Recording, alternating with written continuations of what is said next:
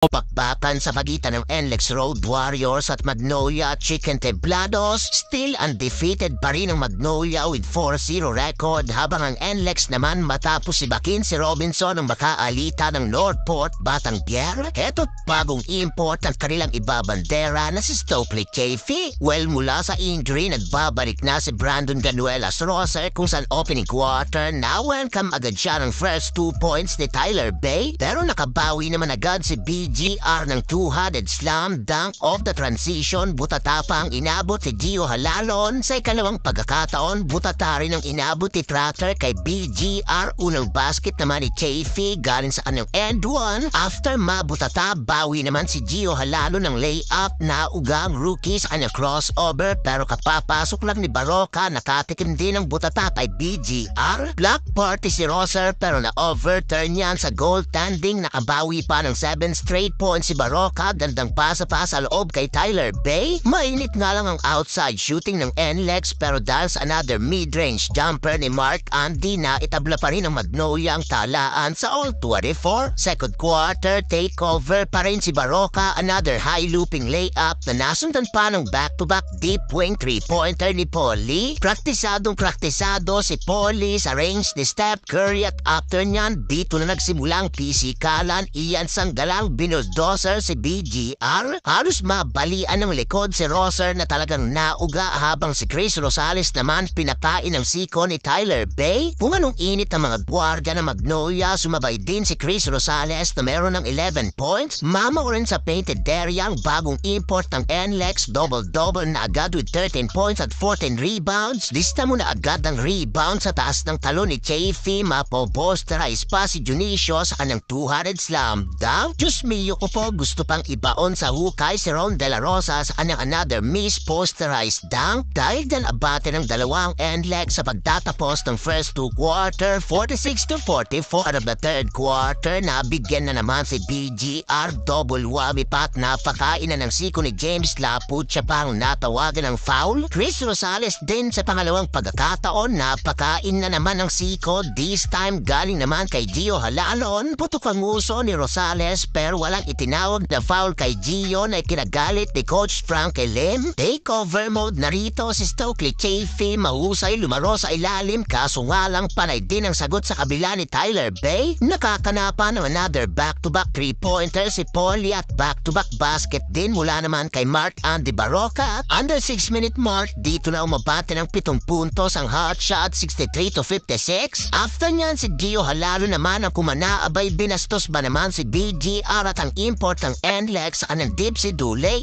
Tila nagalit tuloy si Chafee at bumawi naman sa dalawang big man ng Magnolia sa kanang emphatic slam dunk. Kaso nga lang, dito na magana ang lamang ng hotshots na pumalo na sa 14 points, 74-60. And third period, fourth and final quarter, dito na lumaylay ang NLEX sa nago another run ng Magnolia. Pumalo na ang tambak sa mahigit 20. Gumraduate pa si Brandon Roser sa kanang debut game. Kaya